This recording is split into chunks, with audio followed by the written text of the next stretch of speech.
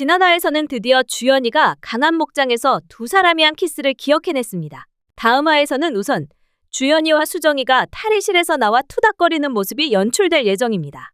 수정이는 대체 들키면 어쩌려고 여기까지 그 모습으로 왔냐? 여긴 대체 어떻게 왔냐? 나 스토킹하냐 등등 질문을 할 거예요. 거기에 주연이는 따라온 건 미안하다 사과를 하고 내가 진짜로 남자로 안 보이는지 소개팅남이랑 잘 해볼 생각인지 서로 질문들을 말하겠죠. 그리고 수정이는 마지막으로 그때 술 취해서 나한테 키스한 거 사과하세요라는 식으로 말할 거예요. 그런데 주연이는 그때 술 취해서 실수로 키스한 거라고요? 아니요. 난 취해도 내가 하고 싶은 일을 확실하게 합니다. 그리고 키스한 건 안 미안해요. 그건 실수 아니니까. 주연이의 답변에 당황한 수정이는 할 말을 잃어 급히 도망가면서 혼잣말을 해요. 그럼 뭐 사귀기라도 하자고? 그리고 각자 집으로 돌아간 두 사람은 서로에 대한 생각을 멈출 수 없습니다. 아지트에서 쉬던 주연이가 먼저 수정이에게 카톡을 보냅니다. 백수정 씨, 자요?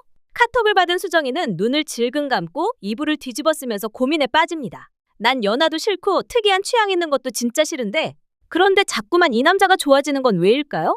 밤새도록 자아분열에 몸서리치던 수정이는 반주연 본부장을 피해 다니기로 결심합니다. 수정이에게 한마디 해주고 싶네요.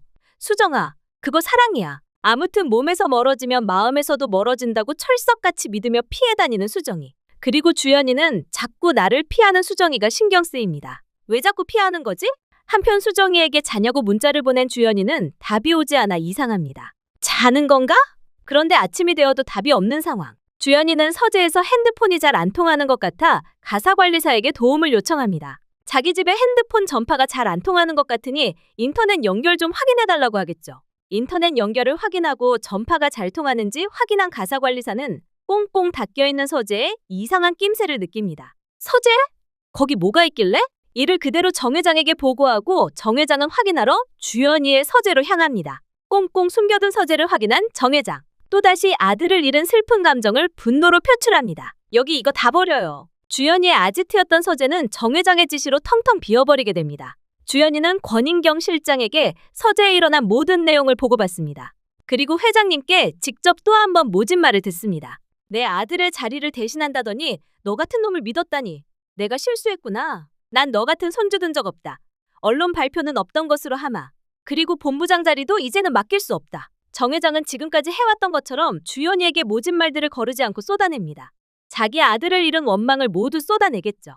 할머니가 이제 제발 주연이한테 상처 그만 줬으면 좋겠네요. 주연이는 본부장실로 돌아가지만 흐르는 눈물을 멈출 수 없습니다. 오늘만큼은 수정이에게 마음을 표현하려 마음먹었지만 더 이상 이 회사에 남아있을 수 없습니다. 주연이는 그냥 홀로 수정이에 대한 마음을 간직하기로 마음먹을 거예요. 내가 좋아하는 건 다 비밀이었으니까 라고 자기 위안을 하면서요. 본부장실을 비우고 나가는 주연. 우리 불쌍한 주연이를 위로해줄 사람은 수정이뿐이겠죠. 외근을 하느라 뒤늦게 소식을 들은 수정이는 깜짝 놀라 막무가내로 주연이의 집으로 향합니다. 쾅쾅쾅! 다급하게 문을 두드리며 본부장님 안에 있어요? 라고 외칩니다. 하지만 대답이 없습니다. 주연이는 집을 비우고 어디론가 나간 거죠. 집에 사람이 없는 걸까? 다른 곳에 갔을까? 여러 고민을 하던 수정이는 갑자기 하진이 운영하는 술로가 떠오릅니다. 술로에 가는 길목. 예전에 수정이 본부장과 함께 흑염룡을 피해 숨어들었던 그 골목에서 수정이는 혼자 걷고 있는 주연이를 발견합니다. 괜찮아요? 수정이는 돈과 명예 모든 것을 잃게 될 주연이가 걱정되어 물어봅니다. 수정이는 할머니가 너무하다며 주연이의 마음을 달래보려 할 거예요. 그런 수정이를 보며 진심으로 위로를 받은 주연이는 드디어 이렇게 말합니다. 난 그래도 백수정 씨만 있으면 괜찮을 것 같아요. 좋아해요. 예고편에서는 키스를 할 듯 말 듯 한 장면이 나옵니다. 두 사람 마음을 나누고 맨정신으로 하는 첫 키스를 하게 됩니다. 그리고 술로에서 두 사람을 바라보는 하진이는 경악에 빠집니다. 키스하는 두 사람을 직관한 하진이는 흑염룡과 딸기의 정체를 서로 아는지 모르는지 수정이한테 추궁하게 될 거예요. 수정이는 자꾸 본부장에 대해서 묻는 하진이가 의심스럽지만 그래도 물어보니 답변해줍니다. 그렇게 아직도 서로의 정체를 모르는 것을 알게 된 하진이는 김신원을 불러 다시 대책을 수립하기로 하죠. 신원이와 하진이는 지금까지는 러브라인 아닌 러브라인으로 그려졌는데 아마 이 과정에서 두 사람의 진짜 러브라인이 시작될 것 같아요. 두 사람은 흑염룡과 딸기의 정체를 숨겨야 한다. 대정체를 알려야 한다. 두 입장으로 나뉘어 이야기를 합니다.